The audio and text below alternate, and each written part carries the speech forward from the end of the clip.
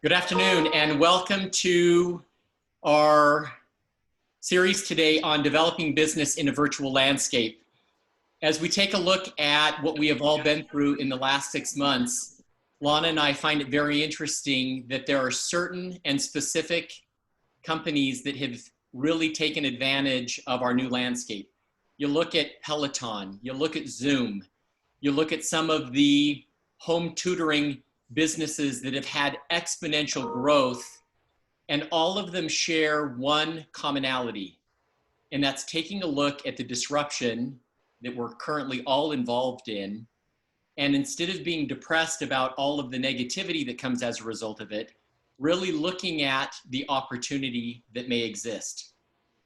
This year, it seems like it's more than just COVID that we have all experienced. There have been killer bees, there have been wildfires, there have been hurricanes, intense heat for some of us here on the West Coast. As I mentioned, some of us are educating kids at home, we're supervising spouses at home, we're doing all of these things which just add another layer of stress to our normal job and responsibilities. Disruption is one of those elements that we believe will always be an element in the roles that we play.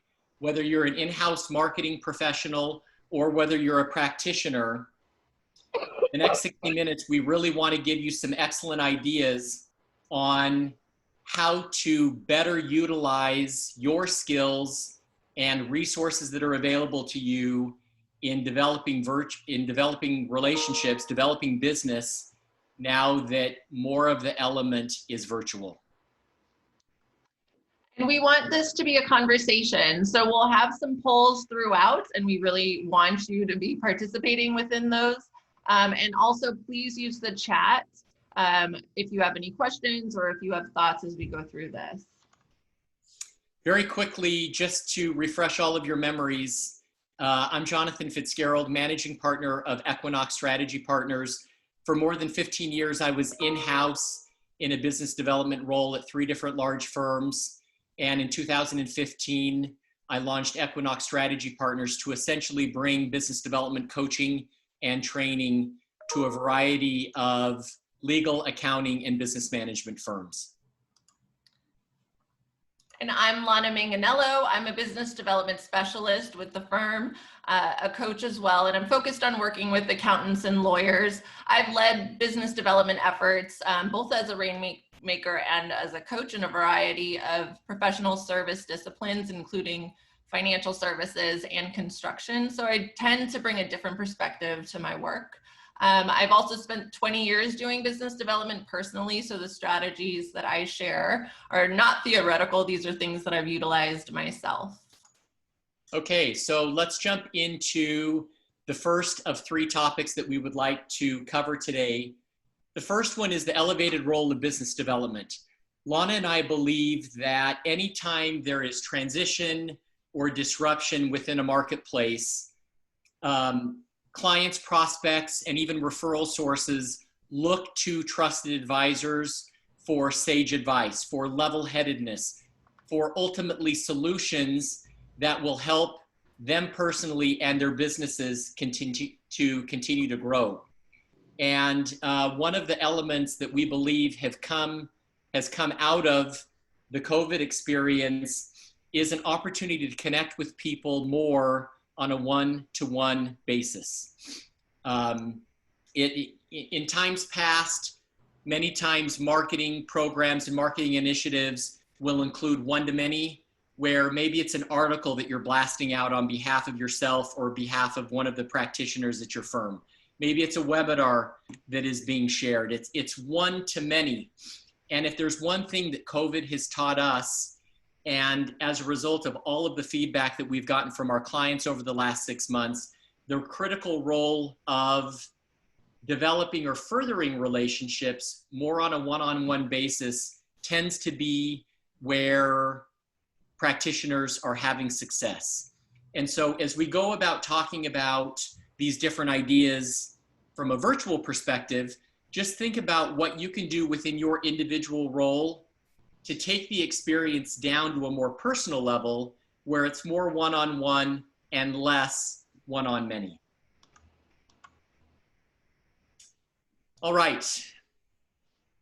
We've got our first poll. We're looking for what your thoughts are on this first question. What are your concerns regarding business development today? If you'll take a second and answer that, I think it'll be interesting to see which of these seem to be the most in the forefront of our mind.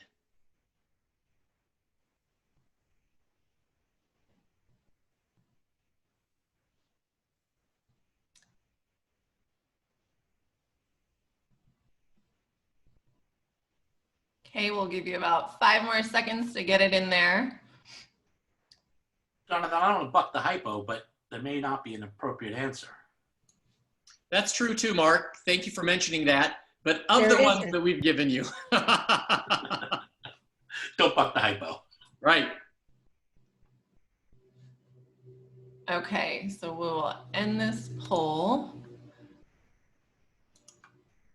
These are all different responses that Lana and I have gotten from clients and from contacts over the last 6 months in particular.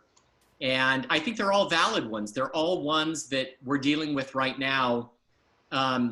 If you see on the slide, the first concern that we've listed there is this idea that I'm already too busy with the work that's currently on my desk. Why would you ever suggest to me that I should be out there looking to develop more businesses in this environment? And our response to that is, we're thrilled that you're currently busy. That's always a positive. And we want you to focus on the work that is currently on your desk. There's no question that it deserves the priority. However, just because you're busy today does not necessarily mean that you're going to be busy tomorrow, that you're going to be busy in the fall, that you're going to be busy Q1 of next year.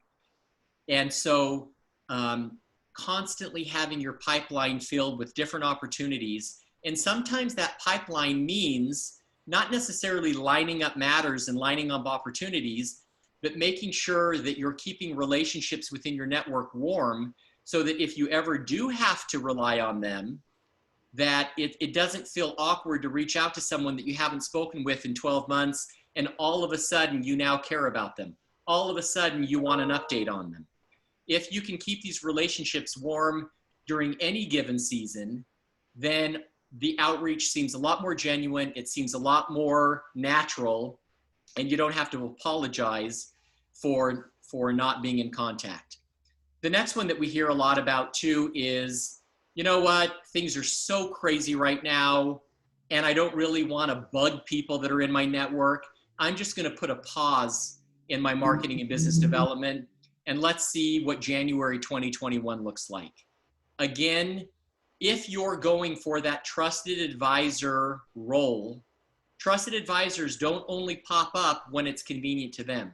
In fact, if anything, being a trusted advisor is more critical during times when things are uncertain and uneasy rather than the good times. It's easy to be a trusted advisor. It's easy to be a resource for your network when everything is going great. Now, all of a sudden, something happens, there's disruption. Lana and I believe that if there's ever a time to double down on your outreach and to be a resource to someone, it's now. Some of our clients' concerns have to do with the fact that they're unsure how to do business development without meeting in person. A lot of our clients get a majority of their new business opportunities through large conferences throughout the year, or they're involved in organizations that primarily meet in person. So as we go through this, we'll be discussing ways to look at business development from a socially distanced perspective. Another thing that we hear a lot is that you don't want to come across as insensitive or salesy. Obviously, we're all going through something at some degree, and it varies, and so you don't want to reach out to your contacts and appear to be tone deaf to what's going on and come across as someone looking for business. There are also some of us that just aren't quite sure what to do. We have spent a ton of time creating a great network. We've got very close contacts, some of whom are clients that in some cases may have even become friends. We're so close to them that sometimes it may not be totally obvious as to how we can be of service. And we don't want to just reach out haphazardly. When we do reach out, we want to provide value. This is where I think your business development coaches or your in-house business development professionals, if you're at a larger organization, can really come in handy. Brainstorm with these professionals. Give them a sense for the different relationships that you have in your network, and don't feel like all the pressure is on you to come up with all of the brilliant ideas. Not sure how to be of service and coming up with strategies around reaching out is also a great topic for practice group meetings, for industry group meetings. If you're part of a mastermind that meets, proposing that to the group to see what other professionals in your field are doing are all really great ways of brainstorming how you may be of better service to those for whom you serve. All right, the next thing that we want to chat a little bit about are some of the opportunities that come as a result of what we're currently going with right now. I don't know how many of you spend any time on social media at all, but you've probably seen that those for whom were never on LinkedIn, now all of a sudden you're seeing them more often. Those that you used to see all the time on LinkedIn now seem to be on LinkedIn 300 or 400% more than they ever have been. The point here, folks, is that because people are sheltered in place, because they're not traveling for business and doing all kinds of other things with their time, they seem to be way more accessible. This is a great opportunity for you to perhaps reach out to those professionals that you've rubbed shoulders with in the past. Maybe it's someone for whom you filled out an RFP or an RFQ and they didn't choose you back then. This would be a great time to reach out to them.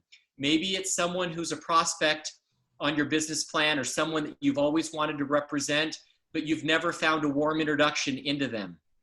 People now, for whatever reason, seem to be more accessible. And so in my opinion, and Lana's opinion, now would be the time to find a creative way of reaching out and getting back on that person's radar. Another opportunity that is before us is, because of the disruption and the transition that's going on throughout the world, there are all kinds of new problems for us as trusted advisors to solve. Businesses and individuals are dealing with issues that they've never had to deal with before. Maybe their current outside counsel is not properly positioned to advise them on those new issues. Maybe their current outside counsel aren't in contact with them, out of sight, out of mind. And so as you look for different ways of taking advantage, and I mean that in an appropriate way, taking advantage of the opportunities that are before us, just remember that you may have a specific skill set or experience that positions you perfectly to take advantage and to advise those in your network for whom you haven't advised before. They've got problems, they've got to be solved by somebody. It might as well be you versus one of your closest competitors. So another silver lining of all of this is that video calls are now much more the norm. Many of us, if we tried to schedule a prospect or a client for a Zoom call a year ago, it wouldn't have been received quite as positively as it is now, which is a huge benefit because 70% of communication is nonverbal. So we lose so much, if we're only communicating via email or even on the telephone. So the fact that, we're able to have these Zoom meetings or whatever platform that you're using to see face-to-face to have a discussion is a huge plus. Another opportunity is the fact that we're all in this together, as far as, staying at home and everything that comes with the current pandemic situation, which really creates this shared experience, which makes an instant commonality with the people that you're reaching out to, and you're able to connect with them on a human level. Oftentimes you're meeting them within their home and you're able to talk on a more intimate level, which creates more trust and fosters genuine relationships that turn into more meaningful connections. One thing that I am very happy about, given this circumstance is the fact that I can have initial meetings that are only 10 minutes where, you know, before you may have reached out to somebody who you thought might be a good connection, or you were introduced and you schedule lunch, and you can tell within the first 5 minutes that you probably will never do business together. You're not compatible. But then you have to sit through lunch and it's awkward. So now, you know, 10 minutes in, you've both kind of shared what you do and your thoughts on life. And it's not that awkward to say, this has been wonderful. I'm so glad we were able to connect and I'd love to stay in touch. And you're off, you know, with the rest of your day, 10 minutes in. From a geographical perspective, Lana's right too. These meetings that you're putting yourself out there for, you're never quite sure how they're going to result. If you live in a major metropolitan area, getting to that meeting may also take you 15, 20, 30, 40. We're in LA. In a lot of instances here, it seems like an hour and a half to get to anywhere in town. And so all of a sudden, a 10-minute introduction meeting can very quickly turn into half of your day. The other issue from a no distance or travel obstacle perspective is that the world now becomes, in some instances, your oyster. Although we would never want you to put yourself out to the entire world because we think it spreads you too thinly, but in terms of identifying opportunities either throughout the country or in different geographical areas or districts that you've never considered before is less of an obstacle. If you've got more of a federal practice, or if practitioners in your firms have more of a federal based practice, then having more of a nationwide reach could be more of a plan right now than it ever has been before. Okay, so that just gives you kind of a snapshot of some of the things we're dealing with, but yet they're counterbalanced by some of the opportunities that are out there, which leads us to our next poll. Which do you feel are the biggest opportunities for you since the beginning of this pandemic started? Go ahead and take a minute or so to answer. And for the Mr. Hankins on the call, there may be an option up there, or that is not up there, that could also be the case.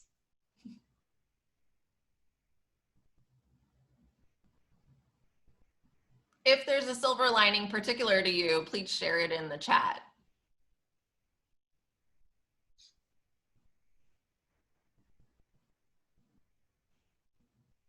Looks like the no distance or travel obstacle seems to be pretty popular with a bunch of you on the call here. Followed by video calls are now the norm. We will talk about the positive and the negative of that in just a minute. You're not all doing what you're supposed to be doing, by the way. How's that for a little precursor? All right, well, it's been a minute, so I'll wrap up the poll and I'll share these results.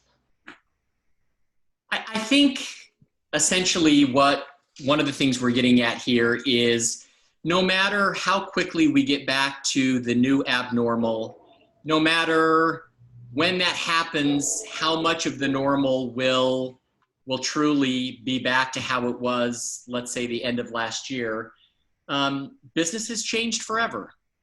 To what degree, we're not sure. But as a result of that, we really have a choice to make. We can either say to ourselves, we're going to put our head down in the sand with the hopes that at some point this weather is going to blow over, then we will reemerge and see what the status is. Or we can say to ourselves, you know what, things are changing. We may or may not be controlling them, but let's go ahead and figure out how much of it we can embrace. Let's look for those silver linings. Let's look for those opportunities that are right under the surface and are available to us if we will be willing to change our procedures, change our policies, be more inclusive of different ideas and ways of doing things than we have ever been before. All right. The next thing that we'd like to address is the three options that we're going to be talking about: growing existing relationships, as I mentioned just a couple minutes ago, video call best practices, and then also, what do you do about developing and expanding your network with new relationships altogether?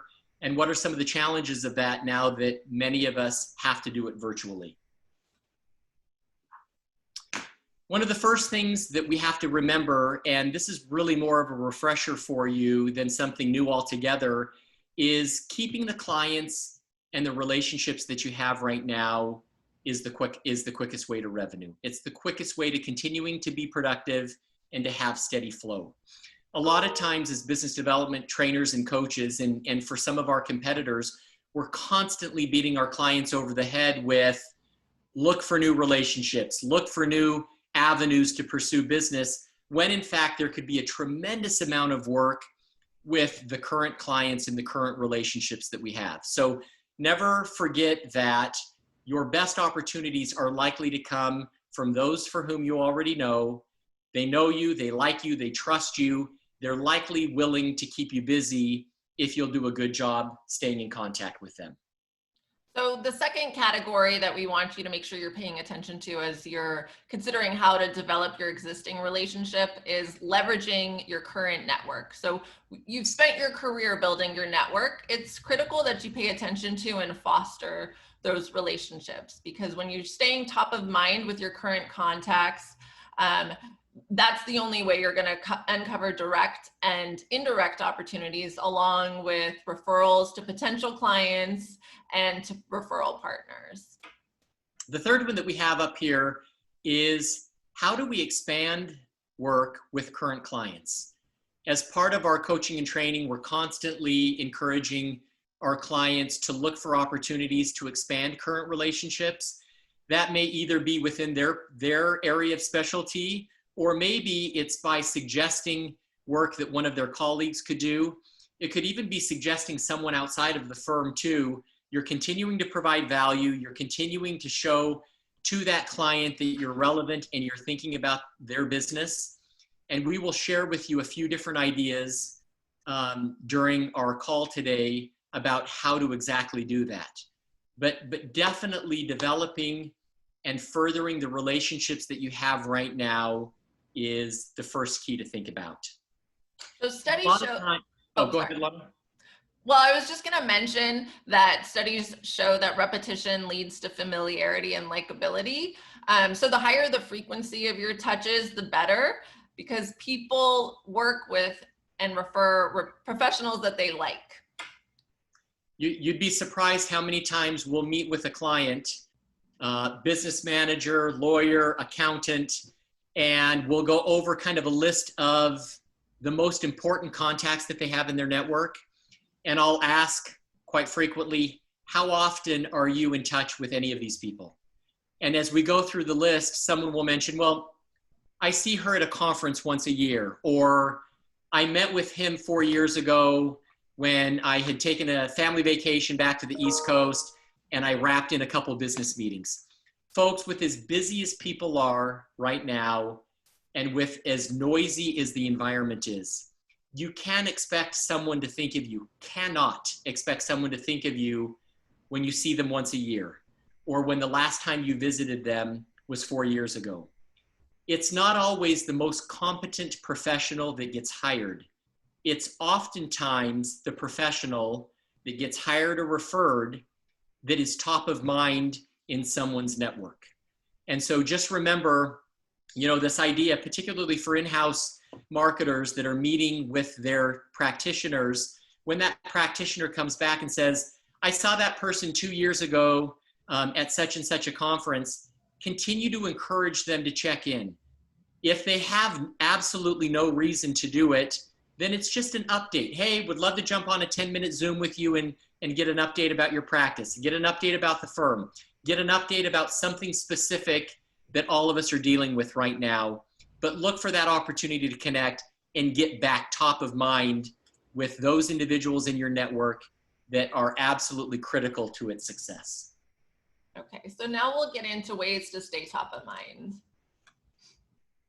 There are literally a million different ways that staying top of mind with those for whom you serve can come about.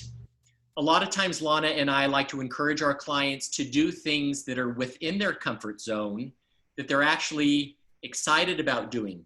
That could mean authoring an article. If you love to write, and either your coach or your in-house professional says, listen, you should be writing more articles for legal or business or industry publications, what we would suggest during this very specific time is take that article writing idea to the next level.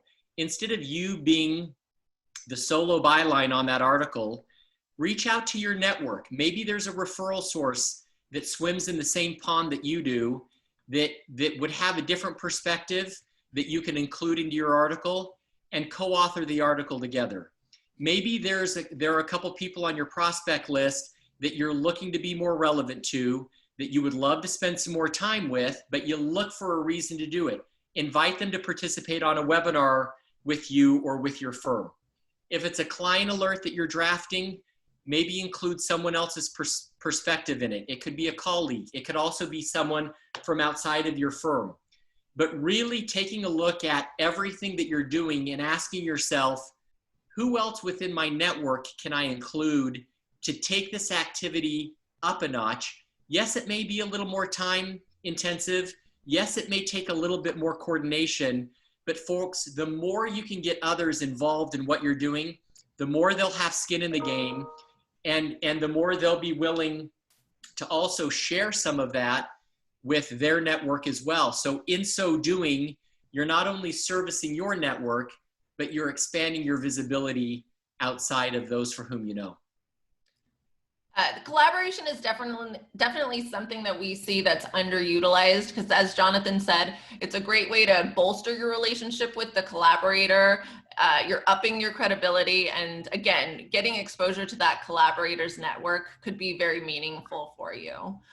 So business development efforts beyond one-on-one outreach now need to be highly personalized, thoughtful, and intentional. So the virtual large networking groups or large virtual happy hours, for the most part, they've already been done and have served their purpose. So ways to be super conscientious and intentional about your interactions. Yeah, and if you're sitting on the Zoom right now and you're thinking to yourself, you've done a really crappy job of reaching out to your network in the last 6 months, or if you're an in-house marketing business development professional and you're meeting with one of your practitioners and they happen to mention that they've done a terrible job staying in contact and they almost feel a little embarrassed now all of a sudden reaching out, at the end of the day, you got to start somewhere. If you have to fall on your own sword, you know, be the mea culpa and suggest to someone for whom you're reaching out that you've done a crappy job staying in contact, but you're trying to change that.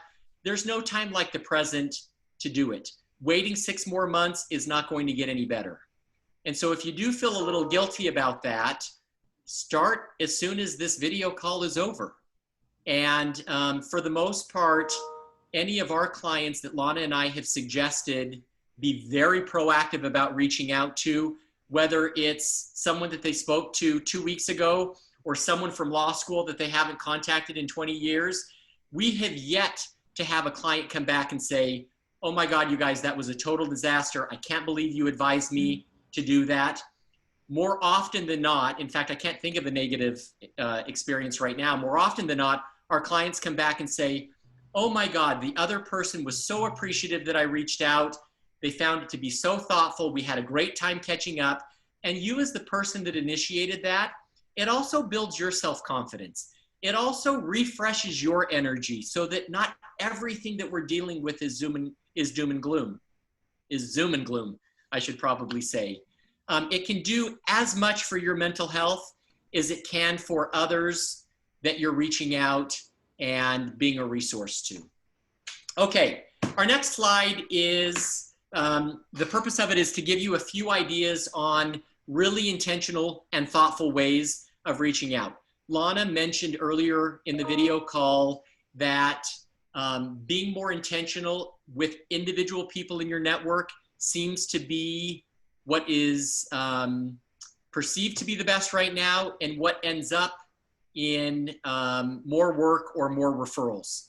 And so over here on the right of your slide, we give you kind of the next phase of intentional interactions. We mentioned that the happy hours, the virtual happy hours have kind of been done. All of those things that maybe we did during May and June and August have probably been done. And so in terms of taking it up a notch, look for opportunities to really relate to someone on a one-on-one basis. We've got clients that are organizing cooking classes. We've got a bunch of celebrity chefs, both on the East Coast and on the West Coast with the clients that we serve. And some restaurants and some commercial kitchens are putting together small groups to where the ingredients are delivered to you the morning of the event. And part of the cooking class is not only opening up the box to see what kind of ingredients are before you, but also the fun of trying to do something with those ingredients, good or bad, with other people for whom you're trying to relate. The same goes with some of these spirit or wine classes where there'll be an expert, a sommelier or a mixologist on the call. They're explaining and giving context and background to different ingredients. Again, it's just a very lighthearted, natural, genuine way of interacting with another person. We even have one client that wants to continue with their annual retreat this year. Obviously, it has to be done virtually, but they want to do something that continues to encourage the firm's culture and relationships within the firm. And so they found an organization that hosts a murder mystery dinner, but all virtual. I haven't attended it. I haven't heard back as to how that's going to work. It seems a little complicated to me, but the vendor suggests that it works perfectly. And it's just something a little bit different from the norm that gets people excited. So one of the other examples I've seen is a short story club where people meet regularly to discuss an article that has been shared or a short story along a particular theme. Also, I think David in the chat mentioned peer-to-peer short groups to solve a common problem. So I think that's a great idea. And certainly, you know, working with your children in distance learning is a great support group where you can discuss the challenges of facilitating distance learning, or maybe you just get together and cry and drink. But definitely this idea of getting together to solve a problem on a professional level would be, I think, a great suggestion. Having a travel club, so obviously most of us are kind of stuck where we're at, so reminiscing on travels past, where everyone brings a handful of photos that they want to share with the group, with some stories of why this was such a special group, such a special trip. So, you know, the meals, excursions, hotels, you know, whatever made it a fantastic trip for you. And although the primary objective of today's Zoom is to give you ideas on things that can be done virtually, we're also noticing, depending on where you live in the country, that different people are open to different forms of interaction. We have clients that are hosting very small groups in person, like a wine and a cheese event in their open air backyard or on their rooftop, where these are people they know well. Everyone feels comfortable with one another. No one has COVID symptoms. We keep the groups in like 6 or 8, no more than 8 people. So everything is very manageable. We've also had clients that are huge poker players or game players. And so they'll have a small group over to some kind of an outdoor event to where people can socially distance. You can wear a mask if that's how you feel most comfortable. But on the most human level, we seek that in-person human connection. And you may be surprised how many people in your network are tired of being quarantined. And if they're given an alternative, a safe alternative, a measured alternative, they may take you up on the option. A lot of times we'll advise our clients, as you're proactively reaching out and connecting with those that are the most important to you at this point in your practice, give them a few options. If I'm reaching out to Gail and I'm saying, hey, Gail, would love to get an update on you. Do you want to jump on a phone call? Should we grab a Zoom? Or do you want to meet at a local Starbucks and we'll walk around the block and catch up that way? And giving different people options is a great way, I think, of being thoughtful, and also letting them choose their own adventure. If they do feel comfortable getting in person, nothing could be better from a relationship perspective than to have that one-on-one in-person experience. If they're not comfortable with that, and they're happy with a phone call, then that's what will have to suffice until we can do something a little bit more meaningful. Particularly for those marketing professionals that are on the call today, these are the kind of issues, the kind of ideas that your practitioners at your firm need to hear about. Don't wait for them to come to you and say, you know what, I'm kind of at my rope's end as to what I can do to stay top of mind with my network. Do you have any ideas? Think proactively about different things that may work for your culture, that may work for the area of the country that you live in. You might have to do some research as to different opportunities that exist for your attorneys, accountants, business managers to participate in, but be proactive about coming up with some of this stuff. Get on the line with another marketer, another team member in another city, maybe a coach or a vendor that you use regularly, and say, hey, I got no more ideas. I want to continue to add value to those for whom I serve. Can we talk about some different things that may be available? And just put a laundry list together of different ideas, and then provide those to those for whom you serve, and let them think about what would be most appropriate for the contacts in their network. Okay, Lana, let's go to our next poll. Here we go, folks. Which of the below have you attended or been invited to? Of the ideas that we shared, we're kind of interested in how creative people are getting in terms of inviting you or the practitioners at your firm to different stuff. So Jim in the chat mentioned he did a happy hour with appetizers and beverages delivered to all the participants, which is fantastic. And then Terry mentioned they had a magician, which gave the attendees a chance to include their family members. I think those are two great ideas. Why am I not surprised that alcohol seems to be the #1 category? I don't know if that's a good thing or a bad thing, but it is a thing. And it's one of those categories that seem to appeal to a broad base of professionals out there. So you may just have to get really creative with the interactions that you have virtually. Send people some kind of a mixology box ahead of some kind of happy hour that your firm is hosting, and make sure that part of the reveal is included in the experience overall. Don't expect people to bring their own alcohol to the event, but look for those creative ways of doing whatever you're used to doing and thinking to yourself, how can I take this up a notch, either for me personally or for those within my firm that are looking to make those connections. All right, well, here are the results. So I think it's helpful to see kind of what isn't common if you want to differentiate yourself. We have a few more people in the chat mentioning online trivia and pizza party, a book club with female founders. I think these are awesome. All right, great.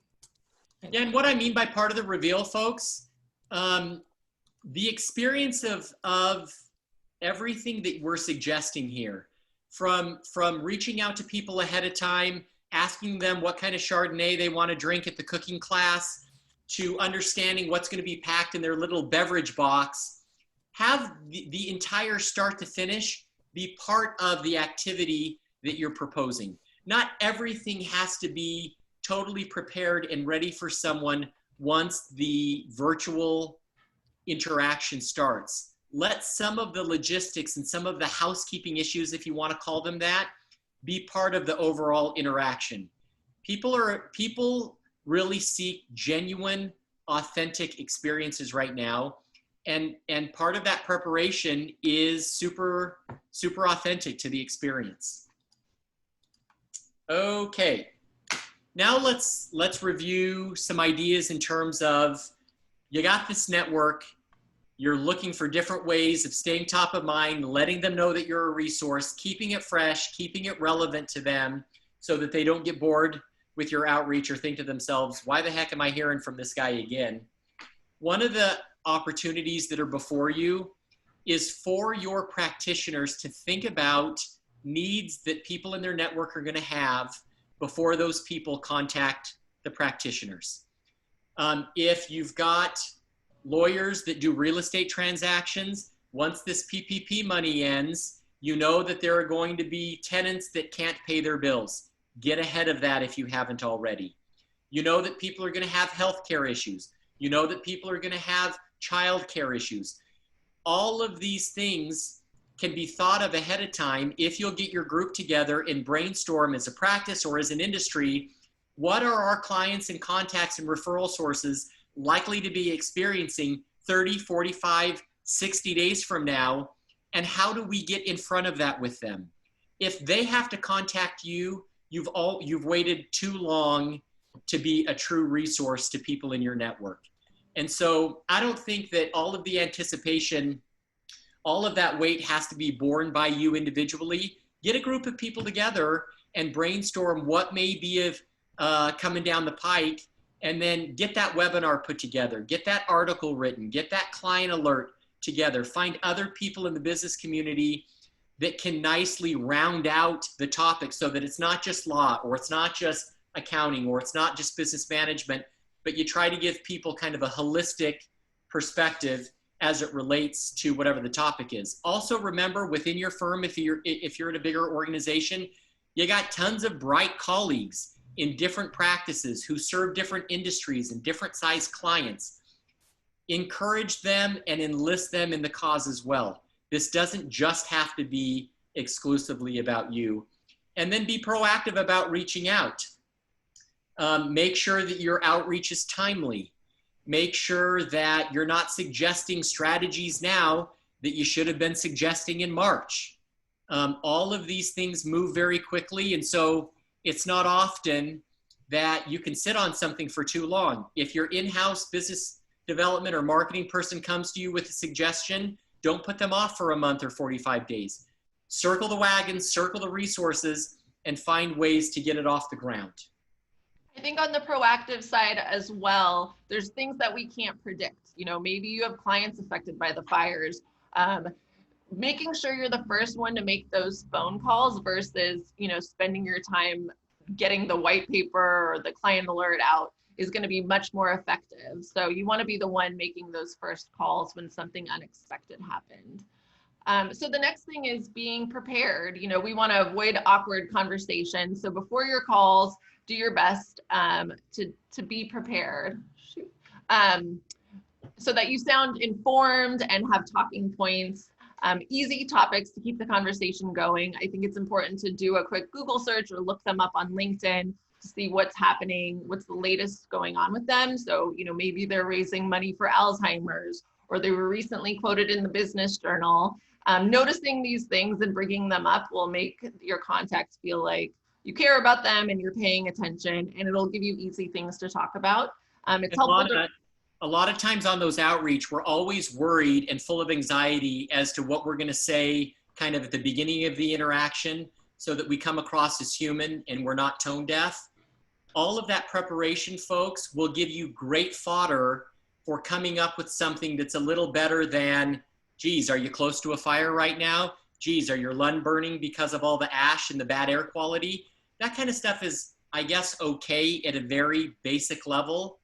But taking it to the next level and letting people know that you're paying attention and you know what's going on based on what they've shared gives you a much more meaningful interaction. Sorry, I didn't mean to interrupt you, but I thought that was important to point out. I agree. And writing it down, you know, having a little bit of a note in front of you on an agenda of how you'd like the call to go and potential next steps makes these calls go a lot smoother. I think given the current circumstances, being creative is more important than ever. As I mentioned, frequency of touches is really important, but no one wants to get, you know, every 3 weeks an email saying, hey, let's touch base. So figuring out how to vary your outreach is really important. Some of our clients are already doing or have done their November, December client holiday gifts. Obviously, that's going to get you noticed if you're sending a gift in, you know, September or October. But you want to make sure that your gift is thoughtful and specific to the recipient. Anything that you send is going to get noticed now that, you know, we're all kind of on our computers and everything is virtual. Using the post to send a book or a handwritten note is another nice way to be a little different and to get noticed. If there's a fifth one that we could add to this too, Lana, and it was brought up in the chat, everyone is trying to keep their jobs and to look good for those that they serve. And so if you're really stumped about what you can do to stay top of mind, think about people specifically in your network and ask yourself, what could I do to make them look good in front of those for whom they report to? Is it, you know, at no charge, bringing people together and having a brainstorm session?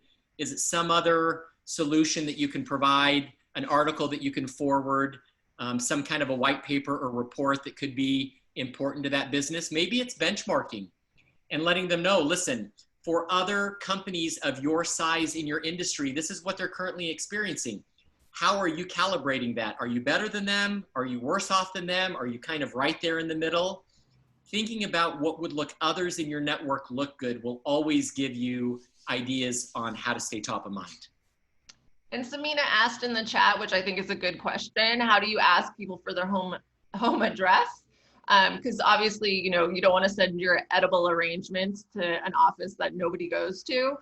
So, you know, I've had success just letting people know, hey, I have something that I thought you would enjoy. Are you receiving mail at the office or at your home? Jonathan, have you had any different success? Yeah, the other thing that I'll ask is, I've got something I'd like to send. Will you provide me with your mailing address? Sometimes we hear home address and we immediately think this is kind of creepy. What are they trying to do? But if you actually use the term mailing address, that could be any number of things. And by default, if I'm not comfortable doing that, I've also noticed there are a fair amount of professionals that will go into their office maybe once a week to check mail or to pick something up or to sign something. Worst case scenario, you can always have it sent to the office. And as long as it doesn't expire too quickly, the person is likely to get it. Okay, switching topics just a little bit. We'd like to talk about Zoom etiquette. By no means do Lana and I suggest that we are the video call police, but we have seen a lot of stuff in the last 6 months, folks, that is not right. And so we want to show you a few pictures. Don't worry, they're appropriate for all audiences. But we essentially want you to think to yourself, what would you hire this person for? Give us the first one, Lana. Based on a first impression. Yeah, based on a first impression.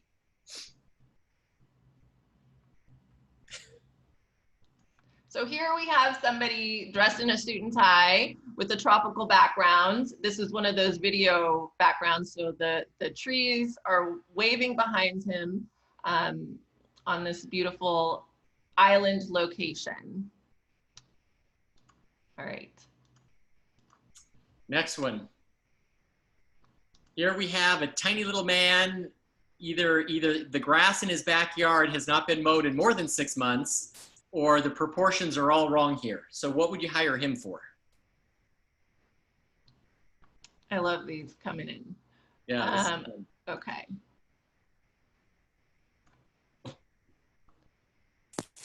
All right. I think this is a parachuter, isn't it?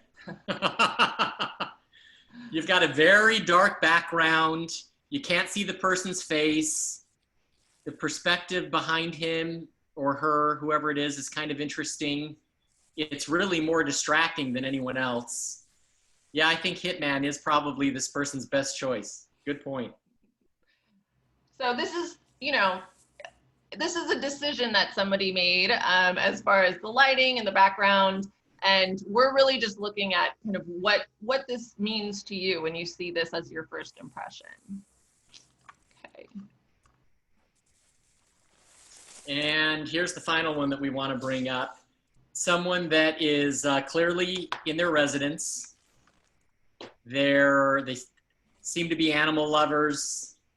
They got the door to their bathroom open, which is always fun to experience for all of us on the Zoom. They're sitting on their bed. I like the flowers in the background. Those look nice, Lana. So this is my husband, and you could choose any of the options for this person because he would do all three. Just kidding about the gigolo part. All right, we'll end the polling. Essentially what we're trying to get at, folks, is even during COVID, even while working remotely, first impressions still matter. People will make up their mind within about the first 4 seconds of whatever they see. If the background is complementary to what you do as a professional, if you're well lit, if the camera angle and position is appropriate, having the camera below your chin is never a good option. I don't care how big or how small you are. It's just not a good practice. Other things, Lana? Yeah, I mean, these things are things you can easily Google to see kind of what the best presentation is, but definitely, you know, what I'm noticing is people are not paying attention to their lighting, which can give them kind of a spooky presence on Zoom, which is not something that you want, specifically on first time introductions over a call. And, you know, the angle, you want to put your best self forward. So kind of having the camera above your eye line is always helpful. But specifically to the background, really what you want to do is avoid distractions. I definitely see a lot going on behind people in some Zoom calls, and it takes away from whatever the person is saying. And then also, like, if you are doing a Zoom call in your bedroom, but you would never invite that person into your bedroom, it's probably best to make sure that is, you know, your bed is not in it, or your bathroom's not in it. So the rule of thumb is if you wouldn't bring that person into that room, make sure that it doesn't look like they're in that room with you. And if you can't, then use a digital background and choose something that represents who you are as a professional. Good point. Lana and I have seen naked people walk across the background. We've seen people set up in bed, and you see like the look of someone next to them move from time to time as they're on the Zoom. I mean, it's really very entertaining, but from a business perspective, it's akin to having the lobby or your office look like the image that's up on the screen right now. And we didn't mention eating, but generally eating when you're having a first meeting. I mean, I watched someone down a bunch of chicken wings on a group meeting, and it's very distracting. So anything that is taking away from kind of how you present yourself as a professional, try to avoid it. This situation that you see now is the equivalent of you having bad Zoom hygiene. I don't think this is something that any of us would aspire to.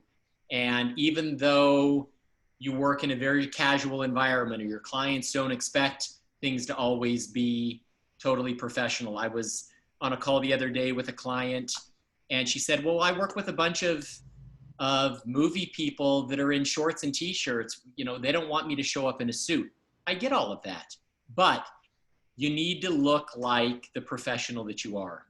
And if you're billing out at $400, $500, $600, $700 dollars an hour, and your Zoom looks like this, at some point it's going to set up a red flag in the person's mind, and they're going to think, is this person legit? What's going on here? Particularly if it's a first impression. Right. So our point is how you appear matters. So whether or not you want to deal with it, that's another story. So these are just guidelines on how to help you show up on video in a way that conveys the true professional that you are. Okay. So best practices around video, suggest video calls. As I already mentioned, you know, 70% of communication is nonverbal. 35%, you're 35% more likely to get a yes when you're face-to-face than over email or phone calls. So whenever you are setting up some kind of communication with a client or a prospect or someone you're trying to further a relationship with, make sure that you're suggesting a video call. You also have to bring one step level of energy more than you normally would because it is virtual. You know, maybe you're used to not paying a whole lot of attention. Maybe you're not used to having to be on more often than not. But whenever you're not in person, I think it's important to always project just a step or a half a step more in terms of energy than you normally would. Otherwise, people may think you're uninterested. They may think that you're bored by the discussion. And even if you are, we don't want to communicate that. So log in early. I suggest 5 to 7 minutes early just to make sure you're set up. I feel like every time I do an update on my WebEx software, it screws up all my settings for Zoom. So you just don't want to get on a call and you're the person frazzled by the technology because you can't get your audio to work. Also, we encourage you to have some kind of an objective or outline to the meeting. If you can send that to the people ahead of time, that will keep people kind of focused. If anyone gets off topic or off target, it's easy to be able to say, hey, listen, we're trying to stick to the agenda. We'll put that on the agenda for next week, or let's talk about that offline. But having an agenda makes sure that you achieve the objective that you originally scheduled the meeting for. So one thing that I've noticed for myself and the people that I work with, now we don't have to drive in between meetings and we can stack all of our meetings. So I think it's important to remember to have bumper time in between your meetings so that you can download what just happened, figure out next steps, assign your to-dos, and then get ready mentally for the next meeting. So, the fact that we can have all these meetings is a plus, but be mindful of what you're losing in the time that you're not meeting, where you would usually have time to think and process and act.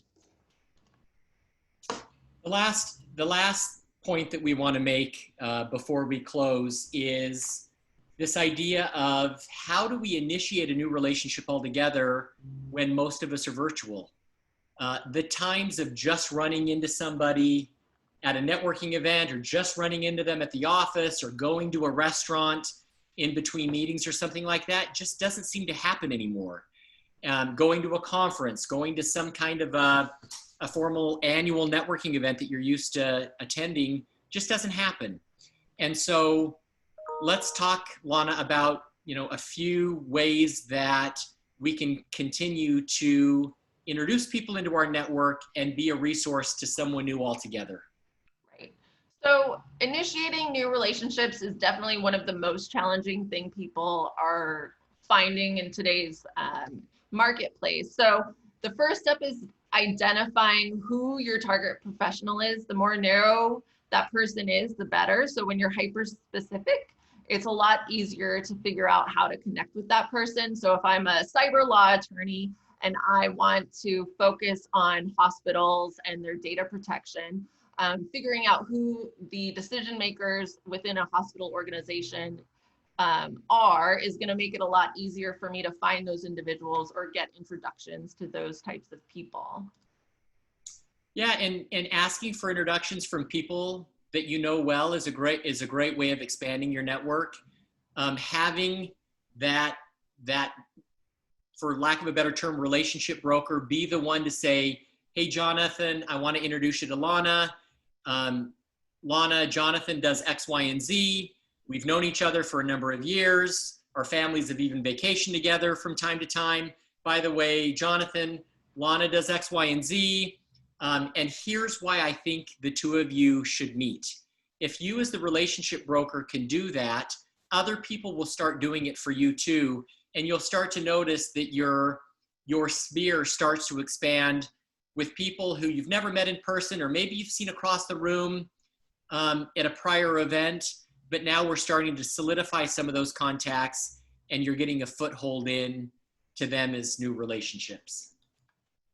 So we've talked a lot about preparing for the meeting. And of course, when you're meeting with a new person, you want to prepare even more. So again, make sure you're doing your research, finding whatever commonalities that you can to have talking points. And again, outline your agenda and come up with potential next steps. Another idea is to come up with value propositions. What are things that you're able to solve for an individual or a company? And how do you position them so that as you're reaching out and you're saying, hey, if you're like a lot of the other real estate clients that we have, you're probably dealing with X, Y, and Z. we've created a checklist, or we've created a webinar, or we have something of value to provide you that will be of a tremendous resource. But you got to be proactive about it. You can't wait for them to ask. You've got to go to them and say, I've got this resource. Can I send you a copy of it? Can I email it to you, and we can jump on a phone call next week and we can talk about how this will specifically impact your business. That's a great value proposition. And if you can do it proactively, you may just create some new matters for yourself. So lastly, you want to make sure that you wrap up the meeting with clear next steps. So either think of them ahead of time as to possibly how you could offer some value in moving forward. I generally try every time I meet someone to at least think of someone I could introduce them to. But you just don't want to wrap up the meeting without knowing what you're going to do next. And if you can't think of anything, you can ask the person that you're speaking with what they suggest as next steps. In closing, folks, we know that we've thrown a lot of different ideas and concepts at you today. That was the point of the video. At the end of the day, ideas are easy. Where the rubber really hits the pavement is in the execution. If you've got internal marketing and business development professionals at your organization, use them more than you've ever used them before. They're tremendous resources. They've probably seen and heard and done a lot, and tapping into their wisdom will only benefit your practice. If you don't have those internal resources, look externally for coaches or trainers or others that are able to help you not only brainstorm ideas that will work specifically for you and your culture and your style, but who can also help you on the implementation side. You should be busy billing time. Let those of us who have other specialties and other disciplines work with you on what we do best. So I wanted to let everyone know that our programs are now completely virtual. So I have one last poll. If anyone is hopefully you enjoyed this, and if you are interested in future webinars, I'd love to know what topics would be of interest. So I'm gonna do one last poll. Sorry, I know that was a lot of polls. Here we go. So just let us know if there's any of these topics that you would be interested in a similar type of webinar. And I did want to mention back to the Zoom hygiene. Someone mentioned, kids popping in, or the doorbell ringing and your dog's barking. These are things that make these human communications, and I don't think that, it really takes away from the meeting if you've done your best to kind of avoid anything distracting. So, these are just general guidelines, and a lot of this becomes habitual where you set yourself up in the best possible way, and then things happen and technology fails and your kids come in anyway, and that's okay. So it's more just how do we prepare for the best outcome. Thank you, folks.